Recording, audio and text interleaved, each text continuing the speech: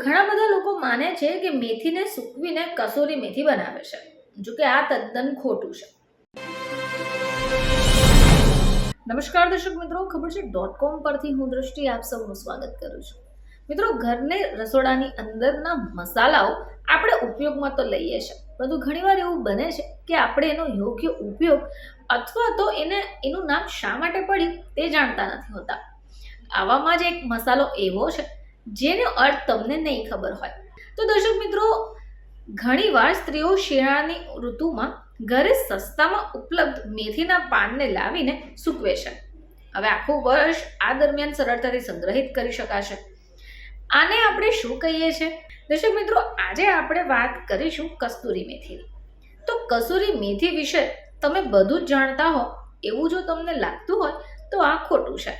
દરેક ઘરની અંદર ઉપયોગમાં લેવાય છે, છતાં પણ ઘણા બધા લોકોને ખબર જ નથી કે કસૂરી મેથીને કસૂરી મેથી શા માટે કહેવાય છે. તો ઘણા બધા લોકો માને છે કે મેથીને સૂકવીને કસૂરી મેથી બનાવે છે, જો કે આ તદ્દન ખોટું છે. કસૂરી મેથીમાં જે શબ્દ કસોર છે તે પાકિસ્તાનના શહેર કસોર પરથી આવ્યો છે. હવે આ કસોર ભારતનું શહેર હતું, ભાગલા પડ્યા એટલે પાકિસ્તાનમાં જતું રહ્યું.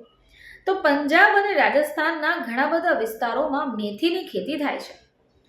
હવે વિભાજન પહેલા કસોરમાં ઉગાડવામાં આવતી આ મેથીની વિવિધતા વિશ્વની શ્રેષ્ઠ મેથી માનવામાં આવે છે. હવે મેથીની આ જાત કસોર જિલ્લામાં ઉગાડાતી હતી એટલે તેને કસૂરી મેથી કહેવાય છે. હવે મેથીની આ જાત પંજાબના મલેરકોટલા અને રાજસ્થાનના નાગોરમાં ઉગાડાય.